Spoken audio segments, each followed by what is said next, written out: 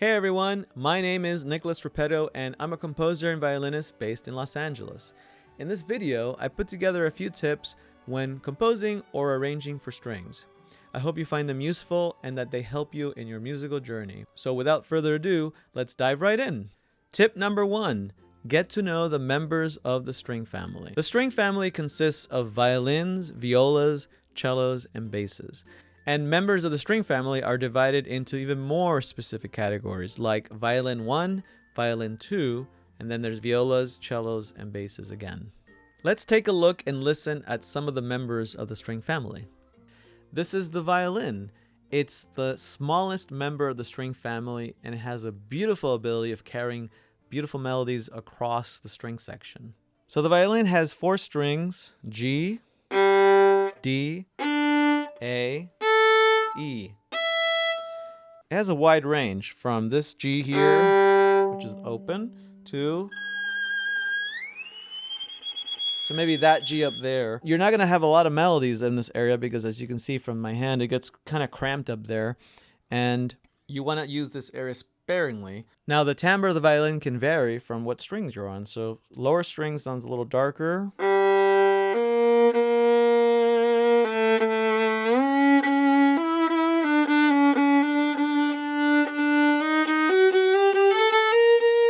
Now, as we get higher, the brightness comes back in the color.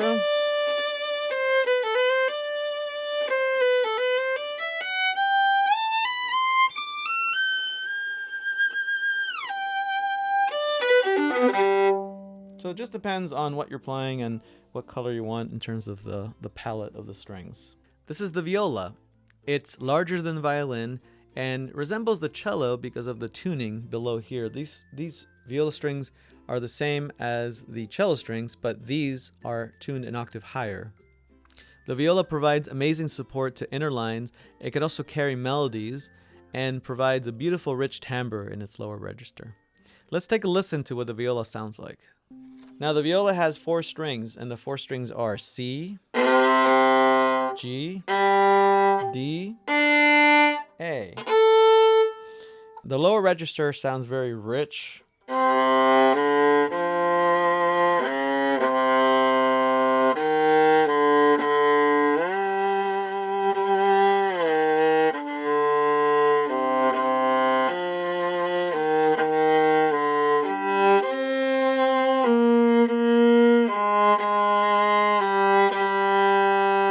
And as we get higher, it becomes a bit more nasally.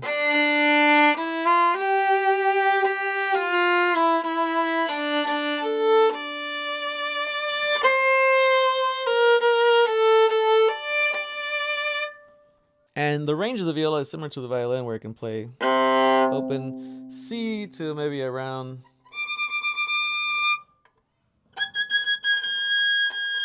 here comfortably. After that, it becomes a little bit cramped, and again, melodies won't be played often that high for too long, maybe for quick little runs here and there. The viola is a very beautiful instrument and can play a lot of different things within the orchestra, providing support to inner lines and carrying melodies, usually doubled in with the cellos, and provides a rich timbre down in this area. The cello is a very versatile instrument. In its lower register, it sounds deep and very resonant. In its upper register, it sounds very heart-wrenchingly beautiful and very melodic. A lot of solos take place up in the A string, and it's a great area to carry a solo in the cello. The cello strings are C, G, D, and A. The cello can comfortably play between the open C string up to the treble range around C6 or D6. Practically, it's far better to stick around A5 as the highest note, especially in cello sections.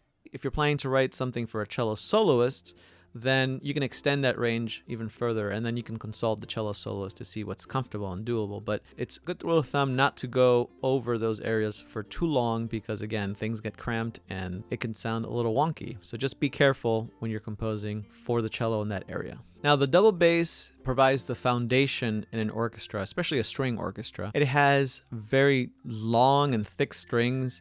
The double bass is the only modern bowed string instrument that's tuned in fourths, kind of like the viola da gamba was back in the 14 and 1500s. Now, the tuning of the bass is E, A, D, and G.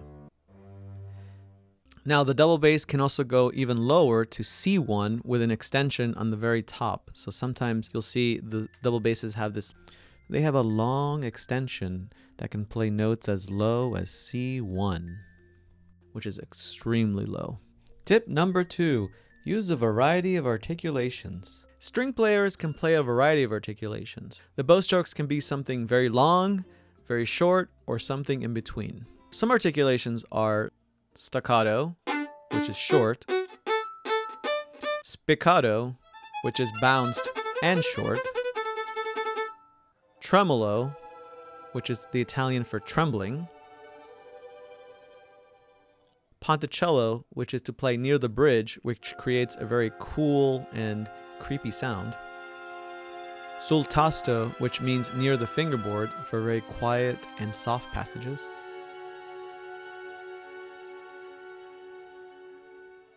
and many more ways. This just depends what you want to do with your music. We can also use our fingers to pluck the strings. This term is called pizzicato, and it's usually used with the right hand plucking the string, either with the bow, holding the bow, or with the bow down on our lap. Violins, violas, and cellos can sometimes use their left hand to pluck pizzicato as well. So you can have almost a pizzicato effect going back and forth with both hands. Depending on the kind of music you write, you can use all these techniques interchangeably, and string players will know how to play it. Now, if you're writing for sampled strings, you don't have to worry about all these techniques. Until you have live players, then you'll need to get yourself a very good orchestrator to help you sort all this out, unless you can do it yourself. Tip number 3, use bowings, phrases, and dynamics. Bowings are the indications in the music that inform string players to either go down or up.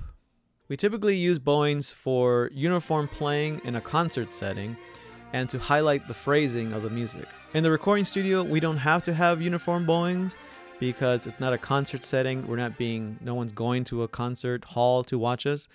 It's all being recorded and produced, so it doesn't really matter as long as it sounds good. Now, having said that, for phrasing purposes, sometimes you want the bows to be uniform because you don't want someone going down and you hear that and it changes it. In the grand scheme of things, one violinist going down is not going to affect the entire thing. But that decision is usually left up to the concertmaster to make sure the bowings look uniform. If not, then as long as it sounds fine, it'll sound fine on the recording.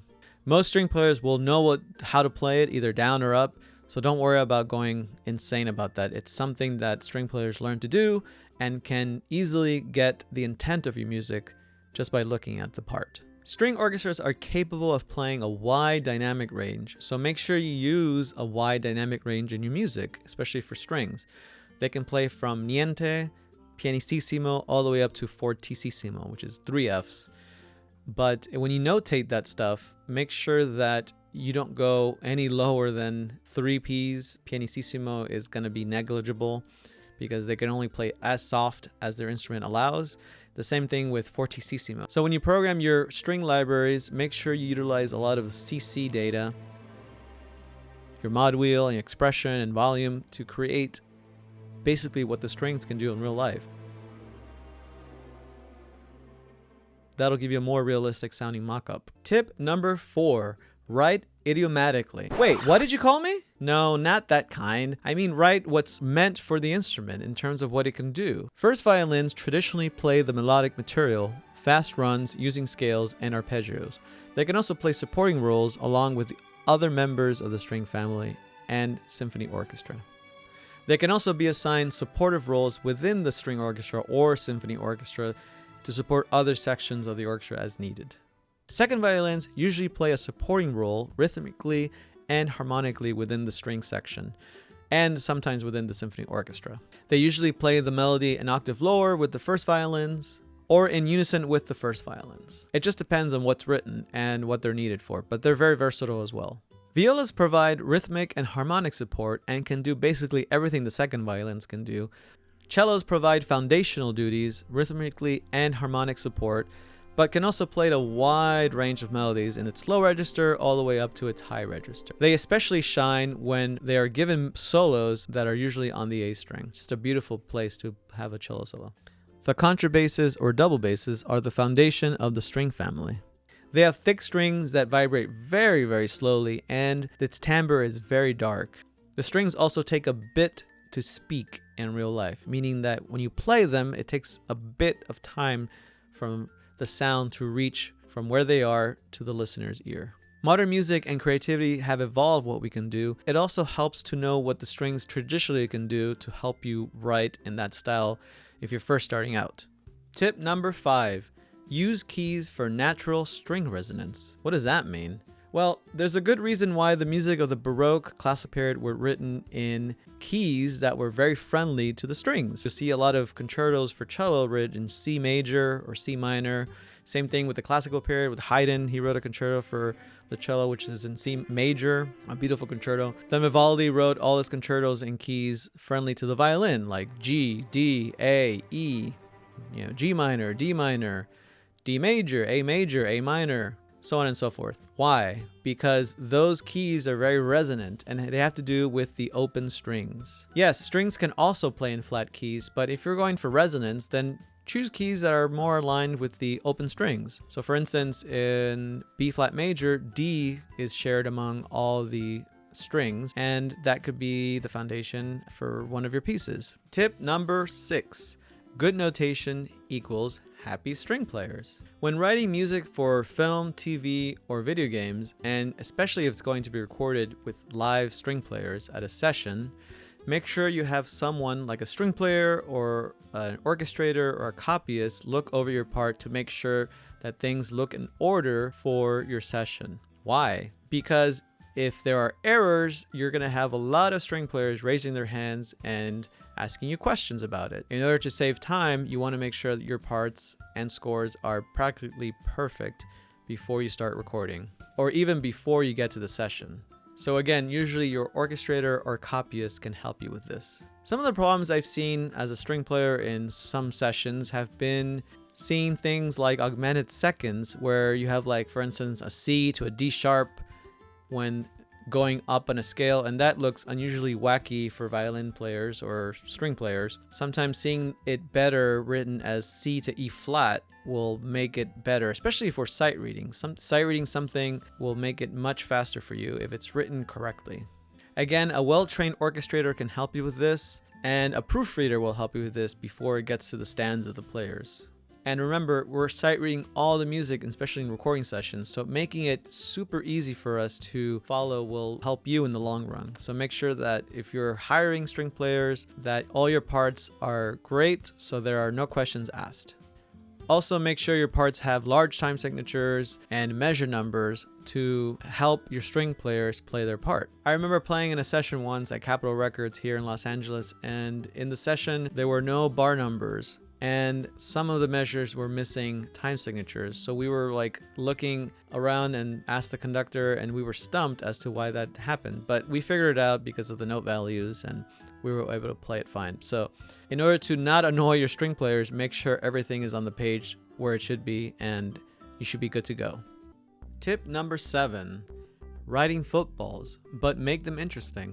We sometimes have to write long sections of music with whole notes, also known as footballs, in film projects and in media projects. Certain scenes in your project may call for that kind of sound, so why not take advantage and make it interesting for you and the string players? It just depends on the tempo and nuance you're going for in your music. So spruce it up and make it interesting for your players.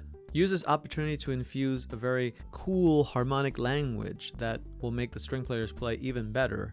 I know I do every time I hear something really slow, but it's very intriguing to the ear, so it makes it exciting to play. Add a little bit of dynamics and it becomes really awesome. It actually takes more effort for string players to play slowly, so be mindful of that. Avoid long stretches of notes that do nothing, so make it interesting. And this will all help your string players stay engaged. Tip number 8. String players love scales.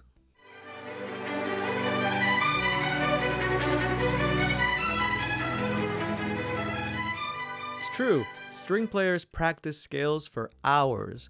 I know I did while I was in college. I used to practice 8 hours to 10 hours a day, and sometimes that wasn't even enough. So string players love runs that are diatonic in nature and ostinatos that are diatonic. As long as it fits comfortably in the hand, anything is possible. Tip number 9. Harmonics. Oh, harmonics. This is a subject of quite a bit of debate in recording sessions and among orchestrators and even some string players, but it's nothing to worry about. Some of this stuff is pretty standard and there are several ways to notate it on the score. But the important thing is, if you want to try and use harmonics in your scores, it creates a very cool ethereal effect. Let me show you. There are natural harmonics and artificial harmonics. Natural harmonics form naturally by dividing the string according to certain lengths.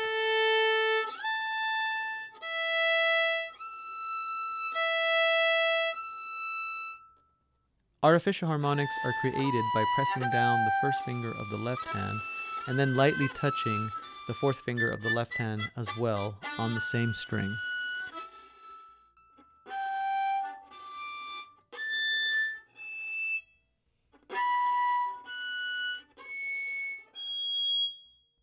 In the concert stage, when things are rehearsed, harmonics are used more frequently. So harmonics are seldomly used in a recording session setting because of intonation problems. I mean, you can do them, but just be mindful that they might take a bit of time to get in tune. Only if you're super sure of the players and you know that they play together often would I recommend you doing harmonics in a recording session. The best case is to use samples to play your harmonics as pre-records. Sometimes that helps the player's tune, or just use the pre-records altogether. Just like we sometimes don't record pizzicato in the studio because that's basically a waste of time and don't sound as great as the samples. So just make sure you're aware of that. But you know, if you have enough time and money, you can record all the harmonics you want. Tip number 10. Learn to use double stops, triple stops, and quadruple stops, and when not to use them. Double stops are when string players play 2 strings at once. It creates a very rustic and kind of soloistic feel when played together. Here are a few examples.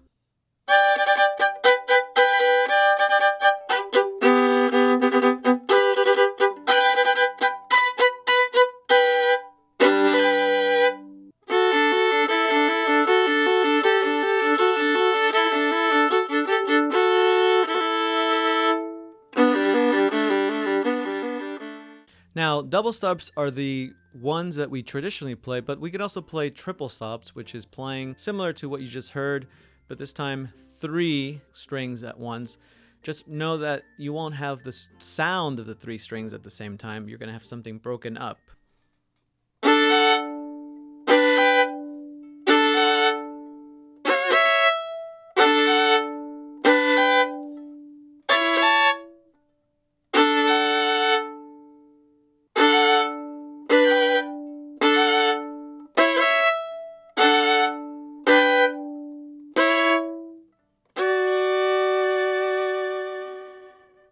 The other kind of technique that we use in double stops is the quadruple stop. That's when playing 4 strings, which creates more resonance and excitement in the sound. These things are mainly reserved for soloistic things, just like the triple stop and the double stop, but they're also possible in orchestral settings, maybe with a small group of people. You don't want every string player in the section doing this because it becomes a mess and people roll their chords at different times, so you have to be careful when to use it.